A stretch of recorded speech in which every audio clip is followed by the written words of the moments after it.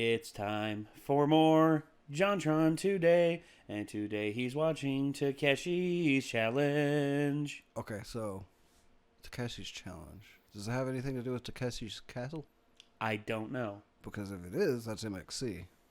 I know that. Yeah, so. Maybe it is. Maybe it is. Maybe Takeshi's Challenge is Takeshi's Castle game. But MXC obviously is far superior to much superior because the voiceovers are hilarious. Yeah, the dub's fucking genius. My favorite one on there was it's like Ghost Adventures or whatever, the anime Ghost Stories. Yeah, Ghost Stories. Yeah, yeah. It's like that. It is obviously, like that version of the anime is far superior to the subtitle. Oh, much more, much superior. But my favorite one from Takeshi's Castle as MXC. It was this one guy, he came up on the thing, and it's like, and here comes Joe, and here comes Joe somebody who has very many extracurricular activities with men of different country origins. And he comes out and says, he's like, I once saw a girl's vagina. Ew. And then not only that, but it cuts over to like his little biography thing. It's like, favorite song, YMCA. Favorite place to hang out, YMCA. Band from the YMCA. Yeah. I'm like, God damn it. That's too good. He also, like the one where he has Ken test the new suit for the Boulder Dash. I remember that one. He fucking turns around and runs right into the wall. Like, yep. He starts off with just the slapstick humor in it's fucking Oh, yeah, gold. dude. Now time for Kenny Blankenship's most painful eliminations of the day. Oh, that's going to hurt in the morning. Yep. Just different stuff like that. All right. Everybody ready? Let's get to the JonTron. Here we go.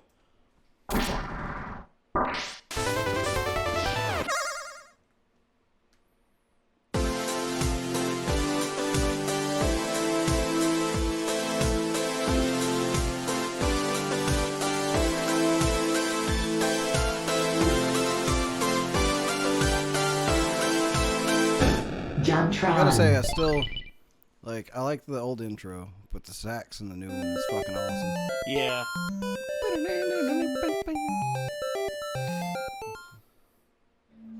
Throughout history, mankind has faced challenges far and wide, building the Great Wall of China, combating worldwide plagues, and even escaping our own atmosphere to brave the perilous journey to the infinite. But there are some challenges that were just never meant to be faced. Some peaks too monumental, some chasms too great. There's bravery, and then there's just plain stupidity. But mankind doesn't get anywhere by playing it smart. Some of us have to be the guinea pigs, do the work no one else wants to. And that's why I'm going where no man has ever gone before and come back to tell the tale. Mission briefing. Subject, Takeshi Kitano, otherwise known as Beat Takeshi. Japanese film director, comedian, singer, actor, author, screenwriter, poet, painter. Okay, what wasn't this guy? And one-time video game designer. Yeah, you hear that? One time. Because one time was all he needed. After that, the seafloor split open and swallowed the Caribbean. Earthquakes ravaged the west coast of America, and goblins were still really, really scary. Ew, I don't like them. I don't like goblins. Ah! Although being more comfortable with directing and acting, Beat Takeshi was never one to back down from a new art form. So when Taito Corporation asked him to lend his name to their new video game, instead of simply saying yes and taking the money, he chose to be directly involved with the creation of the game. He even starred in 2 Japanese commercials advertising the game. Perplexingly enough, both of these commercials were actually cryptic hints on how to complete difficult parts of the game. And then, this. Like Aphrodite rising from the sea foam of Uranus' severed ball sack. No, I'm serious. That's how it happened. Look it up. It's true. It's definitely true. Takeshi Kitano cut from the balls of Taito and released this to the masses. This is universally referred to as one of the worst ranking and hardest video games of all time. And it's only known as Takeshi's Challenge. God help us all. It wasn't what I thought it was. No, me neither. TMNT theme for some reason. Ah, fuck. There it is. You're looking at the very same image 1,000 Japanese kids saw on Christmas morning 1986. Put your mind into theirs. Feel the pain. Feel the anger. And now, first off, I just want to say there's a password guard in front of this password screen here, and you can just punch him and get a game over before you even play the game. Game over? I think there has to be a game first for it to be over. Maybe they're talking about the game of life. The game opens up with you getting yelled at in your boss's office, literally. You don't even get fired. It's not concrete. You're just being reprimanded for your mediocrity. Oh yeah? You're gonna yell at me? Well, this is a video game. I can do what I want. Oh, Merry Christmas, Japan 1986. Oh my God. Why would I try to escape real life by playing a game that's more depressing than real life? Am I supposed to feel good by comparison? Well, at the very least, I can say this game was innovative for its time. It's open-ended and has heavy real-life themes, which most concurrent games had little of, if any. But perhaps it's a bit too open-ended. Where am I supposed to go? The bank? The culture club? Grilled Mormons? Oh, what's going on? I didn't know he was all right to eat those guys. I better should check the Brobo. Make sure that's okay. Well, I already have no idea what to do, so I guess I'll do what I always do when I'm lost. Drink heavily, lots of drinks, way absolutely above the margin if necessary. Mom is scared. Huh, it's pitch black?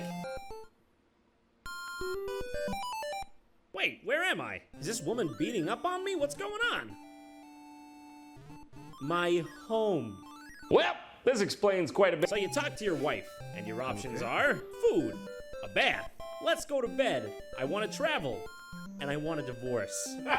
This is a video game from the 80s. Keep in mind, at this point, most games look like this, or this. They didn't usually have themes of domestic conflict in them, and they still don't, really. Let's give her the good old 1-2 divorce and see what happens. I mean, after all, she is violent. So you can pay alimony or... Wow. Whoa, dude! Punch. You know, whenever I find myself in this situation, I find that pay alimony works out far smoother in the long run, but there is no denying that a punch is a much more satisfying short-term solution. Also, I'd just like to point out that there is a licensed Nintendo game with domestic violence in it! You can literally murder your wife and children. Literally murder your children. I think I need to repeat that. Literally murder your children. If the walls could talk, they'd say really bad things about that guy. Now this is the point where most people, like 99% of people, would do this. Out of this house! Out of this house! Spirits be gone from this house. But this isn't most people. There you go, John. This is JonTron. To take on this challenge, I have to think like a salaryman, dress like one, be one. Let's beat Takeshi at his own game, goddammit. You are not gonna believe this. This game requires an insane amount of trial and error, more than any sane person would be expected to undertake. For starters, you're supposed to ignore your boss at the beginning of the game because you want to pick up the bonus he gives you later. So you go directly to the bank and close out your account to withdraw the 50,000 yen that are in there. Then you go to the local culture club and use the money to buy shamisen lessons? Yeah, it sounds random, right? But you're supposed to do this because you actually have to start the game out by divorcing your wife. And when you do that, you have to pay her alimony. And that means that 75% of the money that you're holding on to at that given moment will go to her. And you need the money later or else you'll get stuck. Damn, you won't be realism. able to beat the game. So basically, you're trying to give your wife as little money as possible. Man, who said chivalry's dead? The next steps are entirely steps made of logic. Quit job. Take money out of the office plant. Learn to hang glide. All the while managing to dodge Yakuza toughs that are trying to beat the shit out of you as you moon jump past. Yeah, by the way, they're unavoidable. It doesn't matter how hard you try. Unless you get lucky 10% of the time, they'll teleport to you and take a hit. Now, normally in a video game, this wouldn't be a problem. But for a majority of the time in this game, you can't replenish your hearts. And you only have 4, which is not a lot, trust me. It's like the Yakuza are just a tax, a toll. Every time you pass one, they take a part of you with them. The more you play the game, the more you run the meter. Better use your time wisely. It's just an allegory. It's just an allegory of our inevitable demise. I'm slowly dying. I'm slowly dying just like him. Each obstacle makes an etching in my soul. Yep. Now this may seem very cryptic and convoluted, but that's because you haven't heard the next part. You're then supposed to go to the pachinko parlor and buy 500 balls and lose them. Sir, you don't have enough balls. Okay, first off, rude. But secondly, yes, I fucking do, because they won't go down. I keep winning balls. Yeah, the one time I want to lose at gambling, and I can't do it if I tried. I don't know for sure what hell looks like, but I think it might be a bit like Takeshi's challenge. This is ridiculous! Shut up, you dick!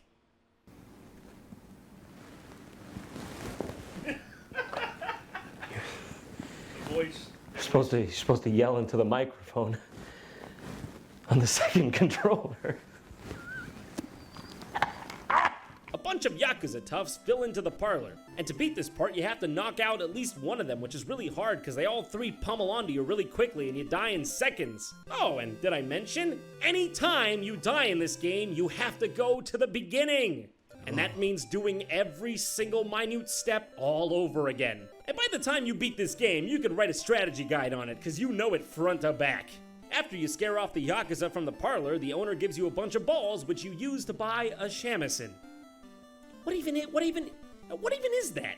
Okay, it's that. It's an instrument, That's what it yeah. is. Okay, I mean, I guess I'm familiar, I just didn't know the name. Now we're off to the karaoke bar to sing the same song 3 times in a row because Takeshi Kitano is an insane person. You actually have to sing into the microphone on the second controller, which is pretty innovative for its time, but it's incredibly difficult and precise.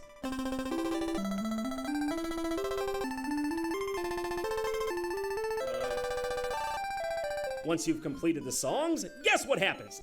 Guess what? A bunch of Yakuza storm into the bar, and you have to beat the shit out of all of them again, on the same hearts. Then, just in the nick of time, an old man comes in and gives you a map.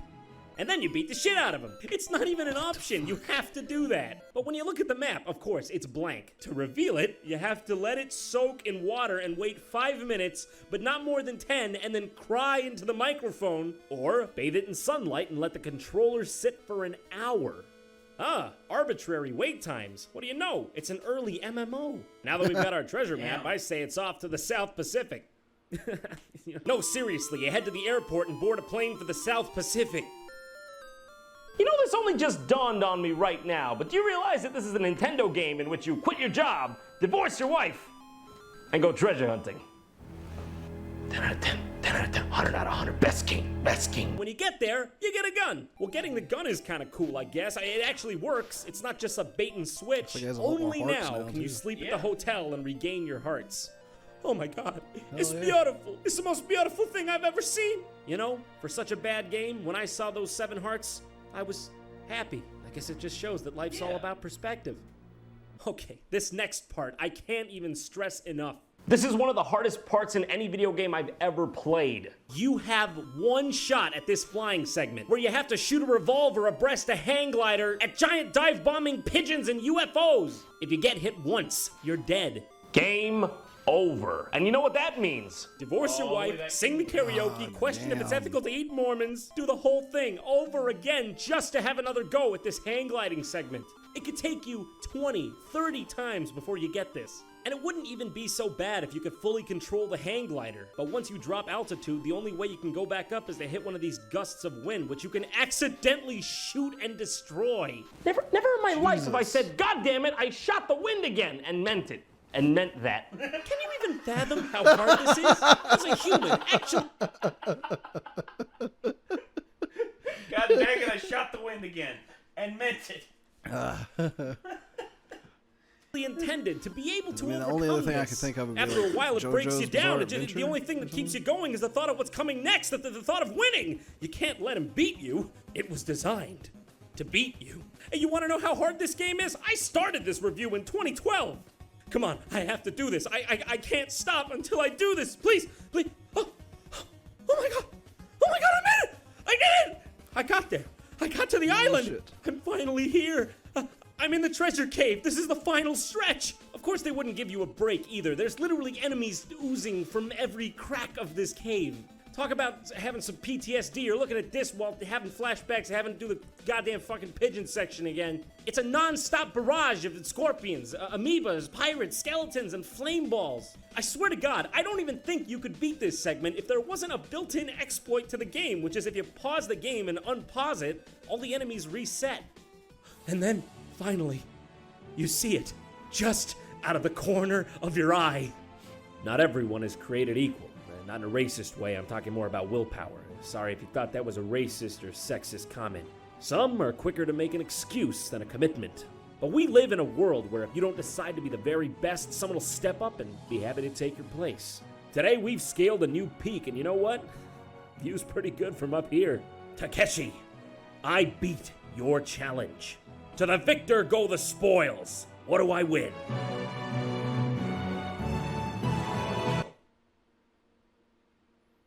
That's it?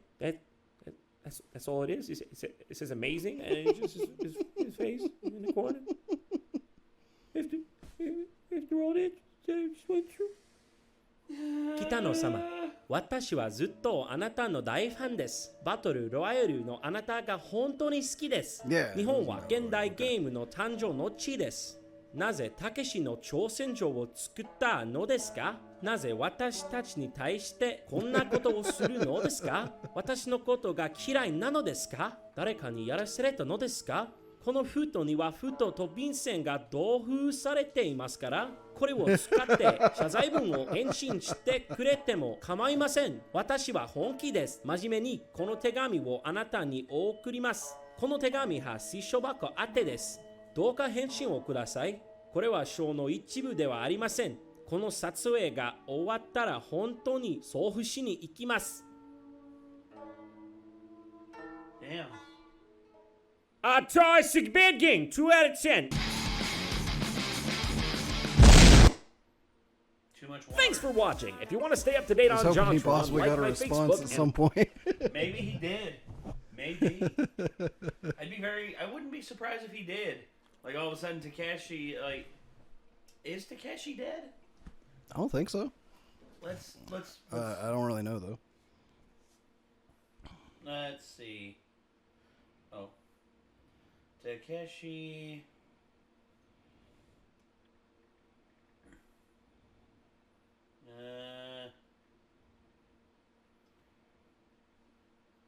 Takeshi Kitano? Yeah. No, he is not dead. He's 72. Damn. All right.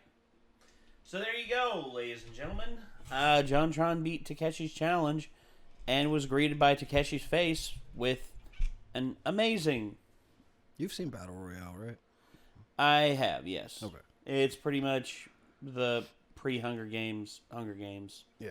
Except way better. it has a lot more anime stylings to it, too, in terms of its presentation. It's more it's aggressively Japanese. Well, yeah, but it takes place in Japan. Well, I know, and you know, I don't know. I saw both of them, and yeah, Battle Royale did it first, but honestly, I don't know. I really don't know. I mean, it's a brutal fucking movie. Yeah. And there's that one student, the girl who actually like sleeps with the guys and then kills them.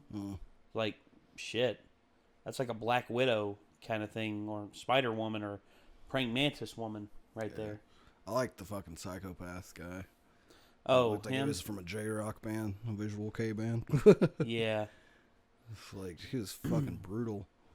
You know, there's Terrifying, actually... dude. You know, there's actually an anime that came out a long time ago. Well, not long time ago. 2012, 2013, I think, is when it came out originally. Called Batum. Not heard of that.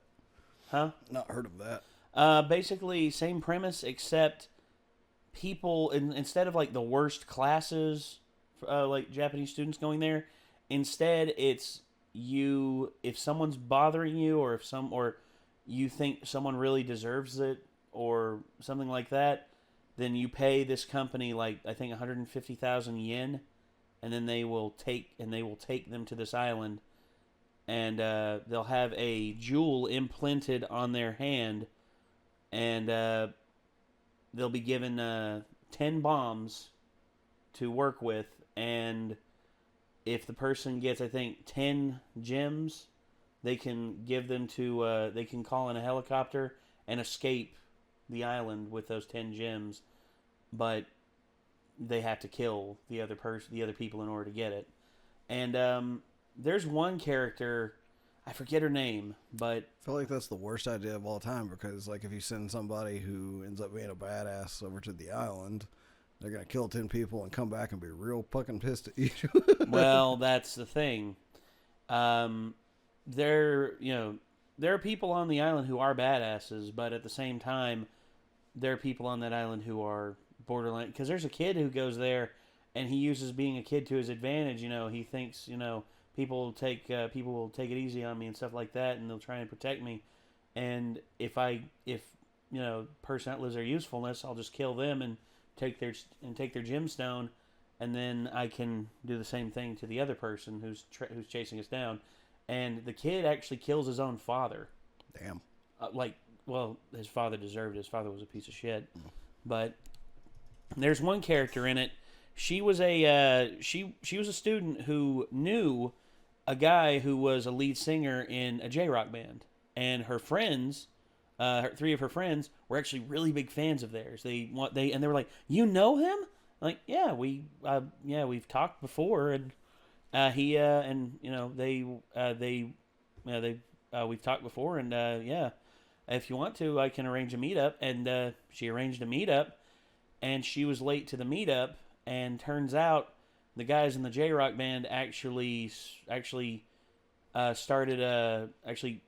the girls drunk, drugged them, and had their quote unquote had their way with them.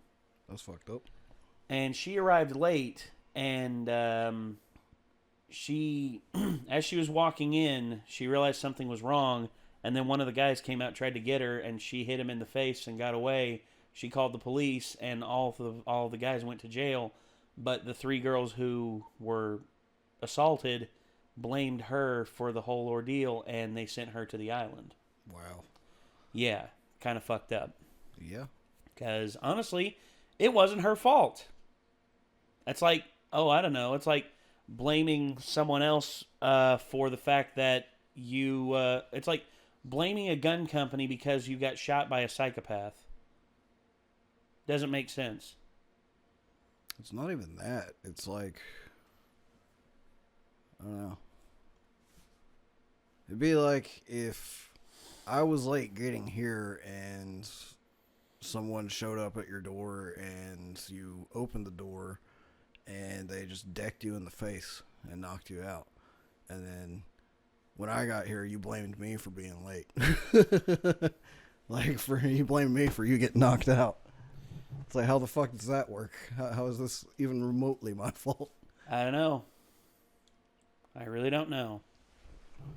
I mean, honestly, she called the cops too, so it would be like me coming, finding you knocked out, calling the cops and being like, yo, what the fuck happened? And like, some guy showed up and knocked me out. It's all your fault. It's like, what? I got here and called the cops for you. What the fuck? I don't know. People are stupid, man. People look to blame somebody for the downturn in life, and they often blame others. I blame the person who did it to you. Yeah. In that case. No. Well, there's a problem. With that, that's not, for some people, it's not enough to blame just the person who did it. They want to blame someone else. It's ridiculousness of the highest order. But yeah, Takeshi's challenge. I don't want to do this game ever. I never want to try this game. I don't care to either. No, I don't. I like challenges that are fair. And that looks incredibly unfair. Yeah, it does. And I guarantee you Takeshi probably designed it to be that way just so he could deliberately say, I designed the hardest video game of all time. Could be. Which, I will say this, I played Battletoads. Battletoads isn't that bad. I've played it and never got past, the second level. I did. I mean, the one with the jumps. Like, the little cars jumping and everything. Yeah. I got past that, second try. The one that I thought was always harder than Battletoads, though, was the Teenage Mutant Ninja Turtles game on the NES. He was playing the music from on here because of the dam stage where you had to defuse the bombs in a certain time limit, and you had to swim through these little segments of seaweed where if you even touched the seaweed, it would electrocute your turtle. and there were like insta-death parts where if you touched a certain part, your turtle would insta-die. Mm-hmm. And it was you had these awful swimming controls. It was fucking hell. Sounds like it. Yeah. But JonTron Takeshi's challenge. Jesus Christ.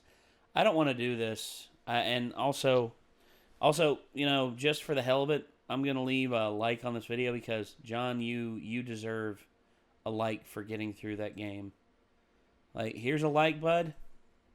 And also, here's a comment.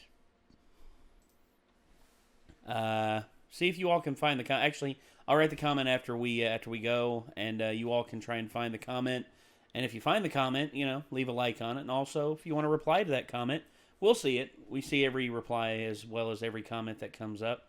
So, yeah. I guess that was fun. That's a word. So if you like the video, if you want to see the original video, in fact, click the link down below to the original video, which is on JonTron's channel, and he has over 5 million subscribers, and I'm glad because John's always been a funny guy. John has always been a very, very funny guy, and I want to see John continue to be successful. And yeah, I just realized how much rewatchability JonTron's videos have.